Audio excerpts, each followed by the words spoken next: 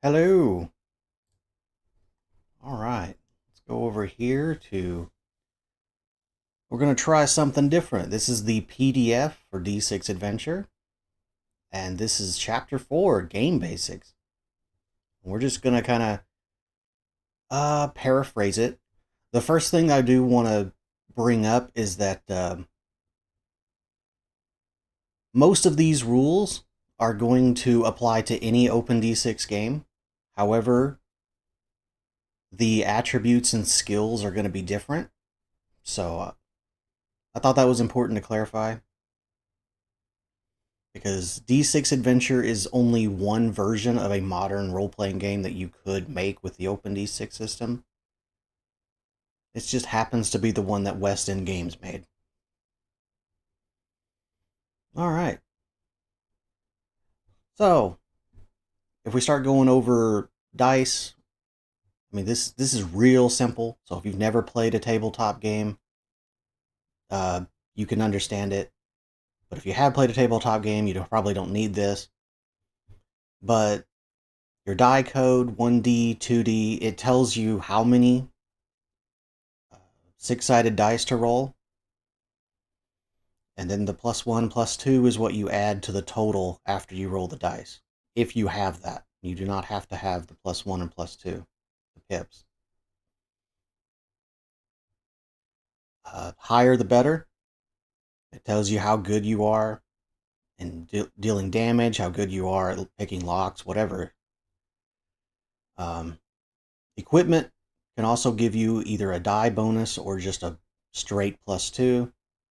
It has here a shovel adds 1D to digging attempts. So you would add 1D to your lifting skill. I think most people understand that. And then here we have the wild die. Let me see if I'm actually, yeah, I'm streaming. I don't need to check that. The wild die is the mechanic where one of your die has to be a different color or a different size, and any player, including the game master, has to roll the wild die every time they roll. Um, It says here the odd die represents the vagaries of life. I've never said that word before. I think that's the first time I've ever seen it is in this. Like the direction of the wind affecting the flight of a bullet. So things that you couldn't put a modifier on. And and then it just tells you, you roll 2 regular dice and 1 wild die if you're rolling 3D. Yeah. If you only have 1D to roll in any attribute or skill, it's always the wild die. Stop doing stuff. A critical success on the wild die is when you roll a 6. If you've played tabletop games, then you know what a die exploding means. Basically means if you roll a 6, you add the 6 to your total and then you roll it again. And as long as it comes up on a 6, you get to roll it again and again and again. Now, I roll dice for fun because when I get bored, I've got some dice over there on the table. Uh, so I can just roll them, and sometimes you can roll 3 or 4 sixes in a row. It's kind of crazy, which is why this game is a cinematic game, very cinematic, because you can go from 13 to 30 something. All right. The important thing that I should mention here is that if you roll a 1 after you roll a 6, it doesn't count. Only the initial toss of the wild die rolling a 1 is a critical failure. Um, so if you roll a 1 on the initial toss, on the first time you roll the wild die, it's a 1, it's a critical failure. The critical failure, it cancels out the highest die. It says roll, but that doesn't make any sense. I'm just going to stop here and tell you that these books are not edited really well. I don't know who edited these books, but they didn't do a very good job. So sometimes you have to uh, read between the lines. So it cancels out the highest die, and then you add the other die, and you might pass, you might not.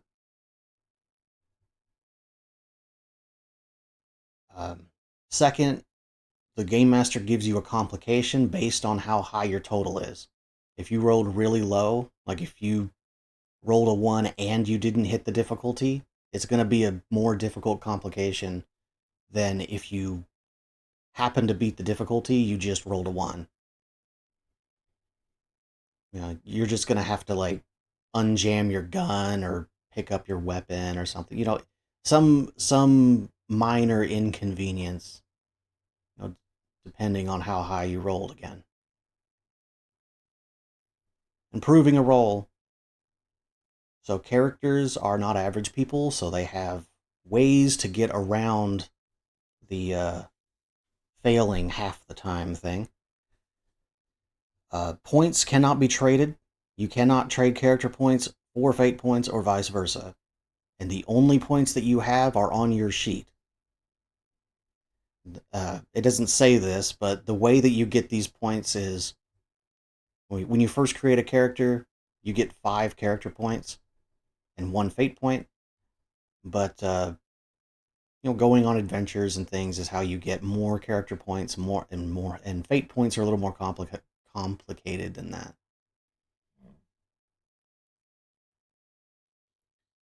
All right. This is important. Players may not use character points and fate points on the same roll. So, you use a fate point, you don't get to use character points. If you use well, you can only use fate points at the beginning of your roll, so it wouldn't be an issue with the character points. But you get what I mean. Character points. Anytime a character makes a roll, and that includes damage. I don't know why that includes damage, but that's what it says. Attribute, skill, damage, special ability, any roll that you make, you have the option to spend character points to increase the total. When you spend a character point, you take that character point off of your sheet, and you roll an extra d6. Now this is technically a wild die. The only difference is that a critical failure does not count as a critical failure. So if you roll a 1, it's just a 1. This means that character points explode just like regular wild dice. If you roll a 6, you get to roll it again until you don't roll a 6. So you might not want to spend all of your character points on a roll. You might want to see if you roll a 6 first. You know, spend 1 at a time, because you get a free reroll if you roll a 6. The Game Master decides the maximum amount of character points you can spend on any roll, but it gives you some guidelines here. It says for most challenges, it's going to be 2, cinematic adventures is 5, and for universe-shaking ones, whatever that means to you, you can use as many character points on a roll as you want, as long as you have them on your sheet.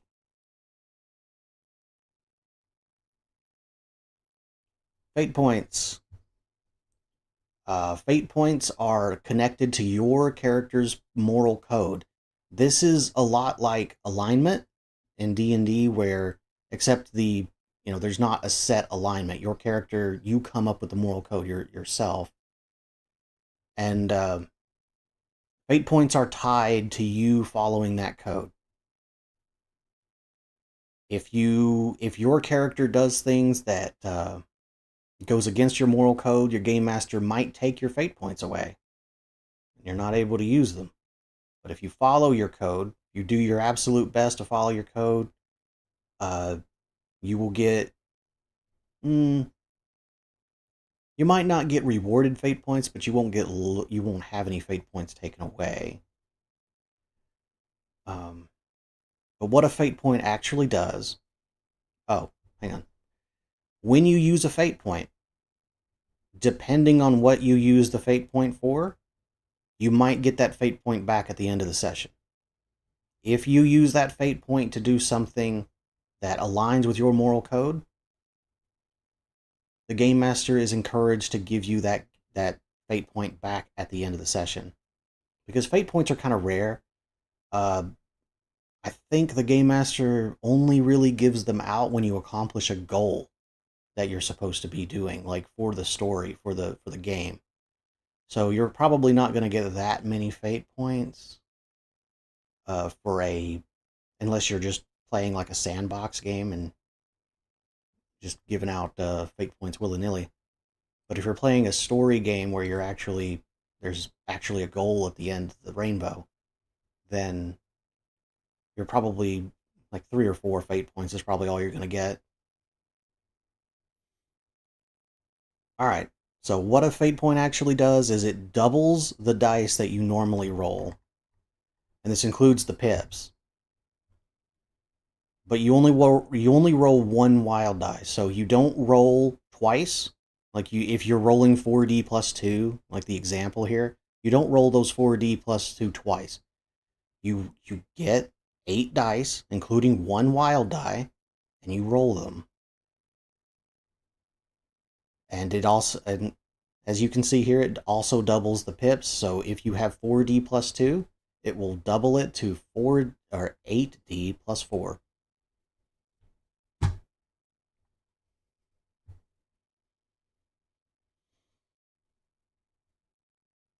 Now it says here that usually you have to spend a fate point per roll that you want to improve. Even though you can use, if you have them, you can use several fate points per round, but for different rolls.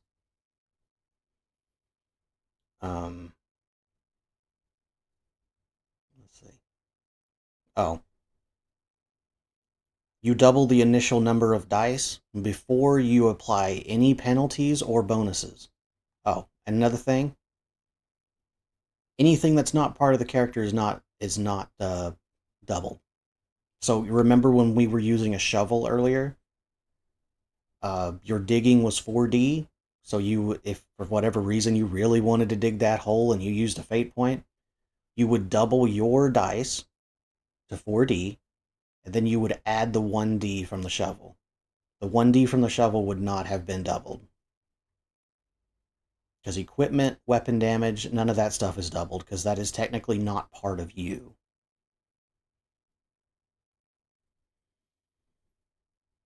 Alright. There's also, if your game master allows it, there's also something you can do called spending a fate point climactically, which doubles all of your character's rolls for that round. You could do 6, 7 actions, and all of those actions would be doubled if your game master allows it.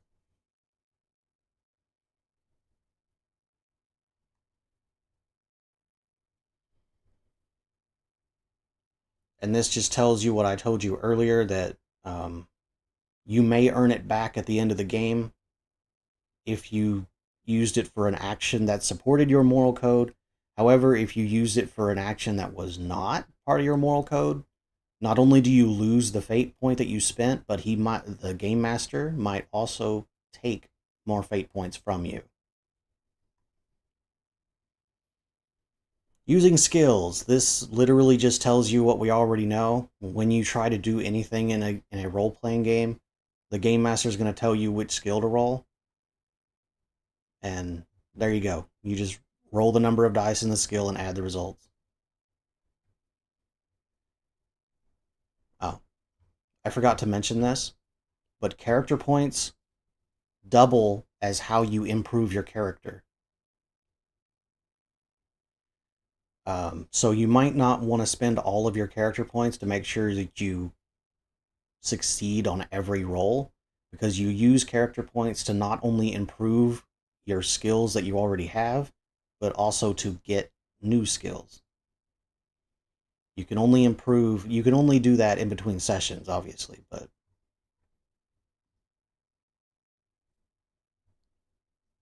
untrained skill use. If you do not have a skill, you default to the attribute that the skill is under, but the game master will, not always, but the game master has the option to give you an unskilled modifier to make it more difficult for you because you do not have the skill. Although this does not apply to, it says when attributes are given in the text along with the skill, such as in descriptions, resisting wounds, and so on, do not apply it. So most uses of dodge, brawling, looking for clues, and interaction and resisting attacks with willpower. Resisting mental attacks with willpower. Alternate attribute option. I don't think this will ever be necessary, but if you want to do it, you can. Using a different attribute than it's under by default. You take the amount of skill dice that you have in a skill and you add them to the new attribute. So in this case, you take the skill that's under physique, the skill adds for the skill that's under physique, and add them to reflexes when you roll for obstacles. Same thing here. You take the skill adds under presence and add them to knowledge when you roll for determining tactics. I don't think it's necessary, but it's here if you want it. That's one of the great things about OpenD6 is it is very, very customizable. Game time. This just tells you that, hey, skip the tedious parts. Right there. Skip the tedious parts. If you're searching a library, you don't need to spend two hours in real life doing that. But then it talks about more intense scenes require more detail. Rounds are 5 seconds in OpenD6. You may only take one action in a round with no penalty unless you have a special skill or abilities that allow you to take multiple actions. And you will get, if you do not have any special skills or abilities that allow you to take multiple actions, you will get the multi-action penalty, which we will discuss later. And actions and rounds are not simultaneous. So if you get knocked out before your turn shows up, well, you get knocked out. You don't get an action. Initiative. One of the things you need to know is determining initiative does not count as an action.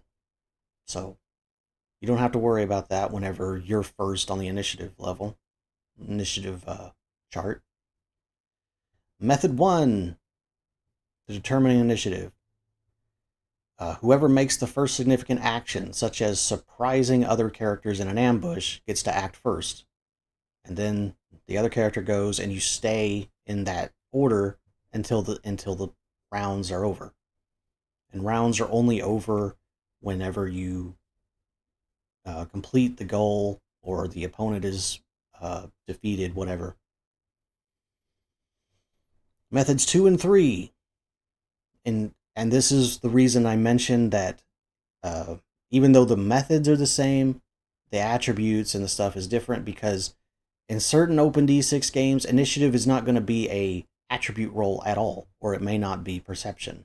There may be a skill called initiative that you roll instead of rolling the attribute.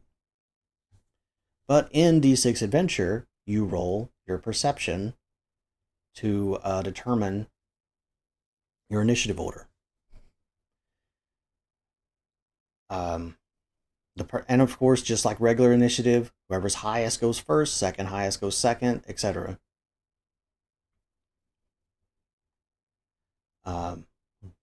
The only difference between methods 2 and 3 is that in method 2, you do not roll every round.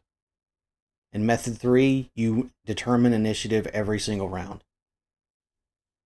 And it says here you can spend character points to increase your initiative, but you cannot spend fate points. Oh, speaking of, fate points you can only use fate points before you roll. You can't choose to use fate points after you roll. I forgot to mention that. Alright, in the event of ties, or if the Game Master chooses not to have players to roll. So technically there's 4 ways to determine initiative. Your skill die codes. Basically, this is the order by which you determine who will go first in the event of ties, or if the Game Master just doesn't want to roll. And you stay in that order until you're done. So ability or talent that allows the character to go first. the highest perception, highest search, highest reflexes, highest dodge, and 6 is just special equipment or situation that allows the character to go before another character. That's how you break ties, or if you just don't want to roll. Then we have an optional initiative bonus for every 2D over the base attribute in search, rounding down, or for every 4D in reflexes, round down, a character receives +1 to his initiative roll. And then I don't particularly understand this one, but I don't think it's ever going to come up because that's ridiculous. Every 6 ranks in a skill bonus or increased attribute special ability that affects reflexes or search gives you a +1 bonus. 6 ranks is crazy. Like that's a lot. All right, performing actions in rounds. There is no limit to the actions you can take as long as you have the dice to pay for it. And we're going to talk about the multi-action penalty momentarily. Once your turn comes up, you do have to declare how many actions you're going to take. But you don't have to tell anybody what you're actually going to do on your turn. You just have to declare how many actions. And the reason why is because that's what determines the multi-action penalty. Once the multi-action penalty has been determined, you cannot take any more actions. If you forget that you were going to do 3 actions instead of 2, too bad. You can't go back. You declared 2 actions, that's it. That's all you get to take. Any actions that you calculated into the multi-action penalty but did not use by the end of the round are lost. So waiting counts as an action because it does take time. It says here a character may only interrupt another character's action if she has waited. So if you use your action to wait, you can interrupt another character.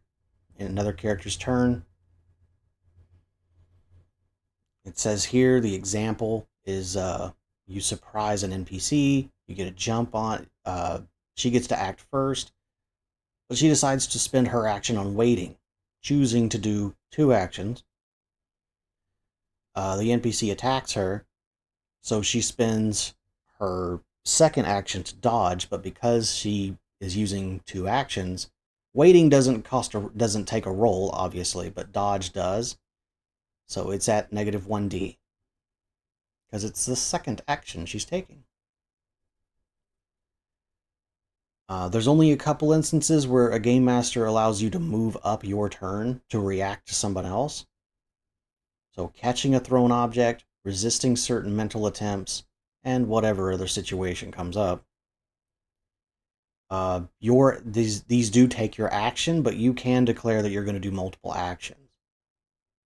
So what I think this does is if somebody does a mental attack on you and you have to move up your round, you can declare that you're going to take 2 actions and just do the first action, which is resisting the mental attack, and then whenever your turn finally comes up in initiative order, that's when you do your second action. And now we've talked about the multi-action penalty multiple times. It's finally here. For every action beyond the first, you subtract 1 die from every action.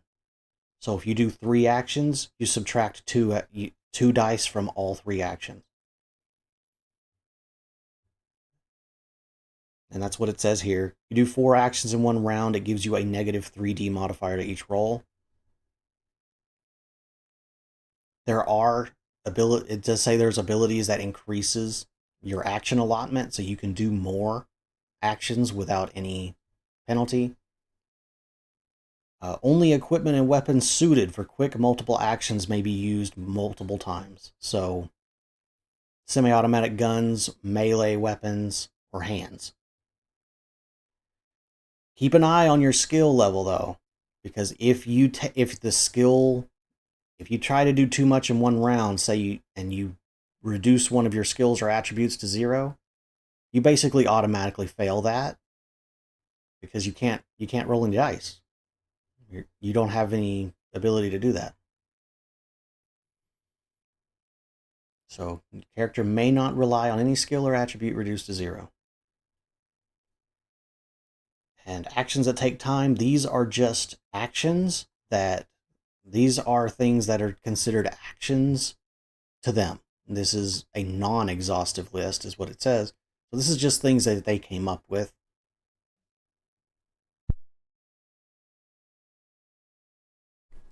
Excuse me. So all of these things cost an action, and more than likely will also take a roll.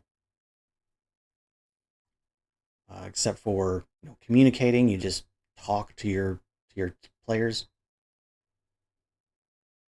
This is important because this, in the original OpenD6 book, the original D6 system book from the 90s, moving was not an action, at least not that I know of. But in the genre books, moving has, if you move more than 51% of your character's allotted move, then it becomes an action. 50% or less, it's not an action. So you can move a little bit without having to declare it an action. Readying a weapon, unless you have a special ability or special equipment that allows you to take your gun out, take your bow or unsheath a sword, whatever, that counts as an action.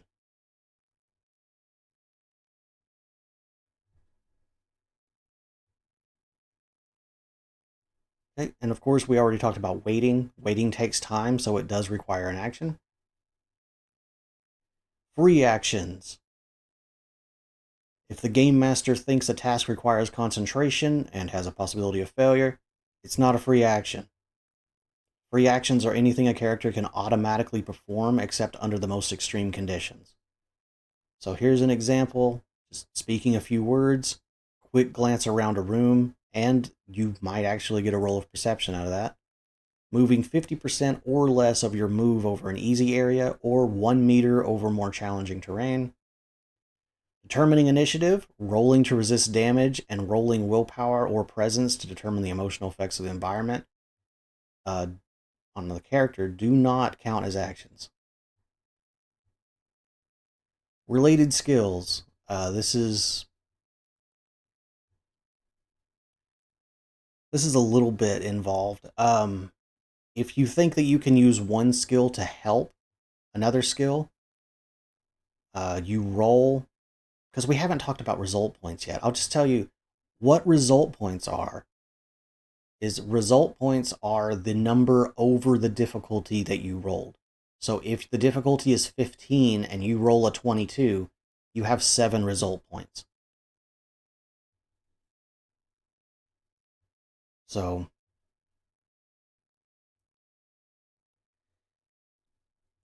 all right, so if you choose the skill to help with another one, you first roll the related skill, and then whatever your result points are, you divide those by 2 and round up. That is the modifier, if it's positive. Because if the related skill total was less than the difficulty decided upon by the game master, the modifier is subtracted from your primary skill total instead. So you don't automatically get help. You don't automatically get a bonus to your roll just because you're using another skill. If you roll less than the difficulty, the modifier that I'm guessing that the result points would, in this situation, would be how bad you failed the roll. So, like, if you roll an 8 and the difficulty was a 15, then you would get, that would be 7, like -7. So, and because you're rounding up, divide 7 by 2 and round up, that's 3. Wait, it's 4. Excuse me. Boy, using a mouse without a mouse pad, without one of those wrist support mouse pads, is really aggravating. All right.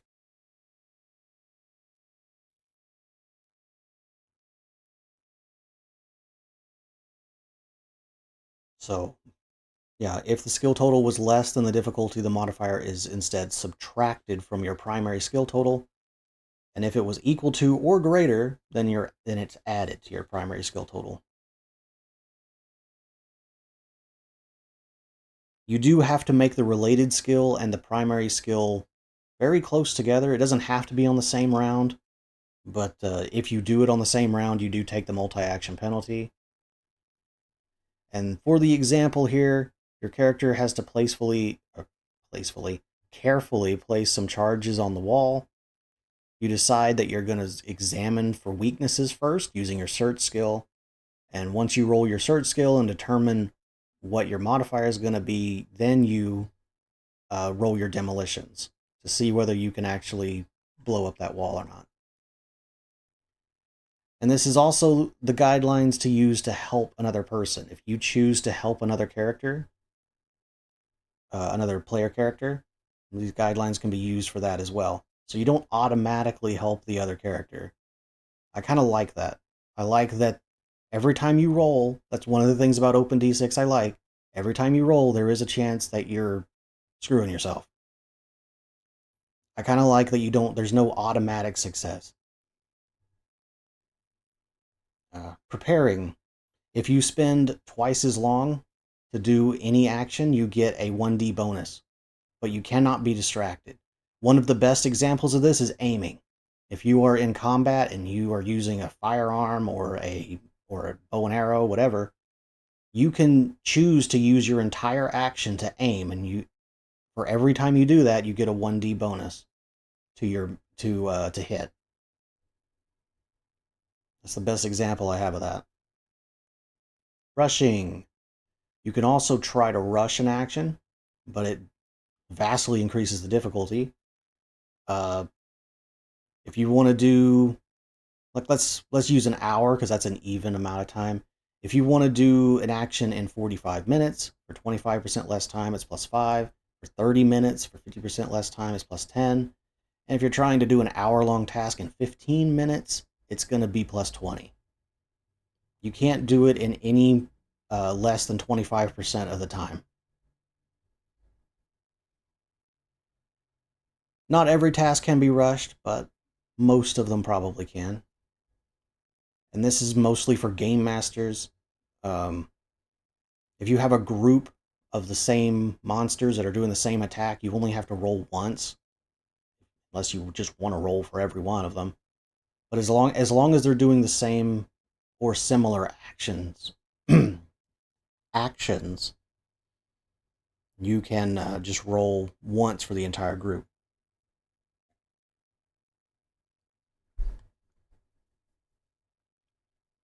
Choosing difficulties. Again, the game master does this.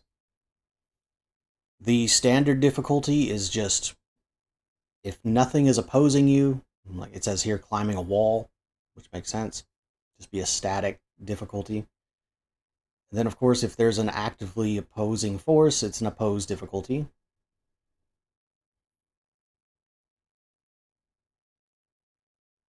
Talks about how the game master might decide to change something. So walking is an automatic difficulty, but if you're just regaining the use of your legs, you might have to make a very difficult running roll just to walk. Then we go down here, and this gives you the standard difficulties.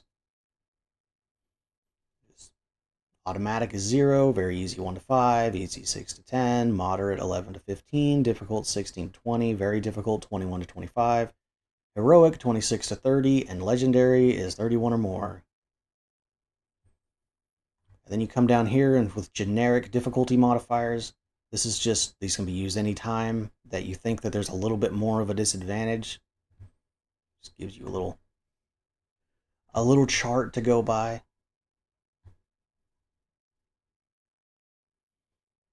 An opposed difficulty is, of course, when you're trying to do something to something that's trying to oppose you. It says the character with the higher value wins, and ties go to the person who initiated the action, most of the time. It's not always true. But most of the time, whoever initiates the action, a tie, they're the winner.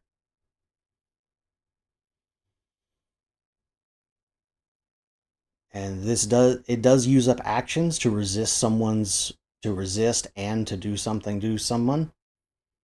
So if your character either didn't wait or or has already used up their actions, they cannot participate in an opposed roll unless the game master is really nice and lets you do it. In those situations where you didn't wait, so you can't participate, you can derive difficulties. A derived difficulty is equal to 2 times the target's appropriate opposing skill, and then you add the pips.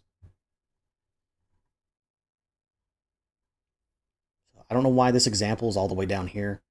Since we're talking about derived, um, like I said, it's equal to 2 times the target's relevant opposing attribute or skill and add the pips. Game masters may add more modifiers if they want to. So if you try to intimidate someone, the standard intimidation difficulty is 10. But if you want to derive one instead, it would be 3 times their dice code of 3, or 2 times the dice code of 3, and then add the pips. In this case, they don't have any pips, so it would just be 6. You have to roll a 6 or better to intimidate that character. Alright, special difficulties. We already talked about derived, because for whatever reason it talks about it way down here instead of talking about it immediately after this. Alright, stop doing things. Wild die only. Basically, if the difficulty is so low that there's no reason, like if you have 9D in a skill and the difficulty is 10, there's no reason to have you roll. You're gonna make it. Unless you roll all ones, which is ridiculous. So if the game master thinks that a complication would cause a great problem to your party or whatever, they will have you roll the wild die only. Critical success indicates that you do it really well. A critical failure indicates a complication occurred, and any other result, any like 2, 3, 4, 5, nothing, like nothing special. You completed it. You completed the task.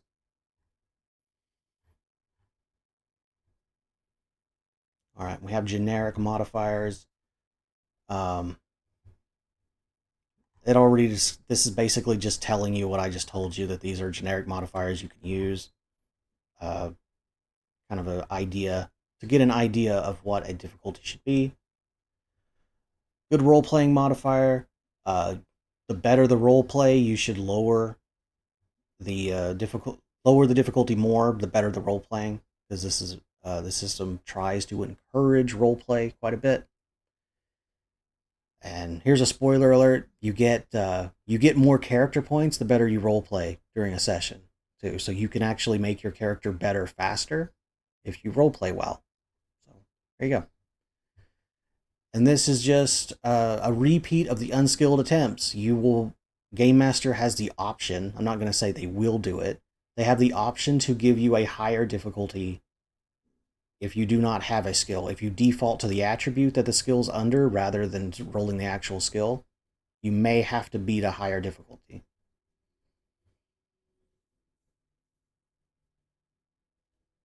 And yes, we already determining success. This is when we start talking about result points. I don't know why it's at the end of the chapter.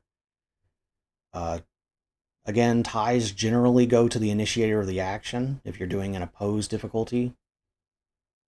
But there's certain circumstances where it doesn't. Like it's determining damage. Alright. Result points refer to the difference between a skill roll and the difficulty. Yeah. And here we have a little chart that shows you, as the game master, when depending on the role, you can kind of determine how much success and what happens.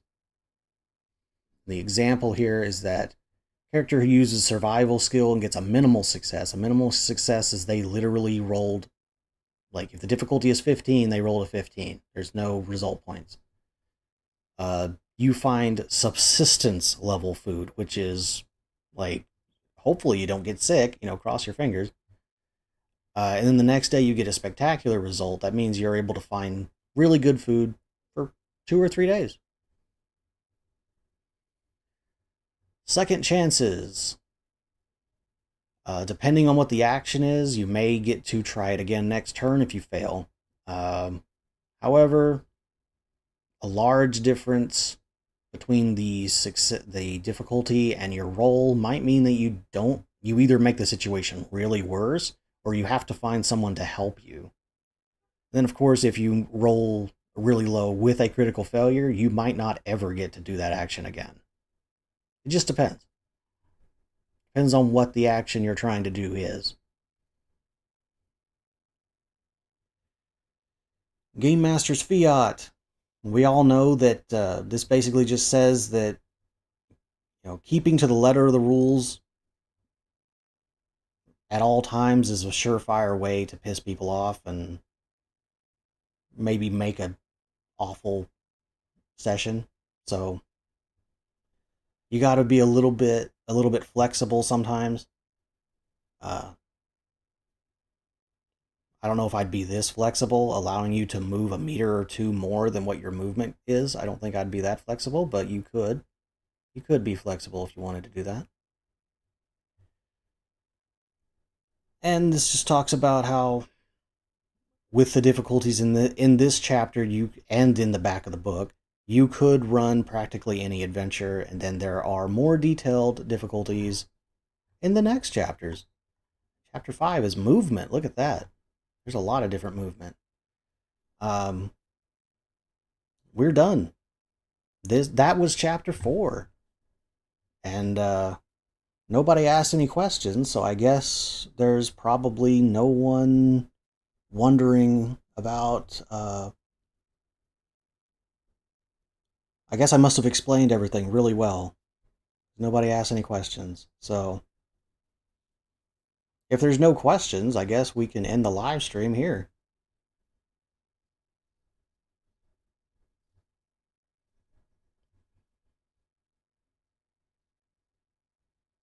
Hopefully this is big enough so that you can pause and read if you want to. But I have read this chapter over and over and over again. I was like, I'm not sitting here and reading this.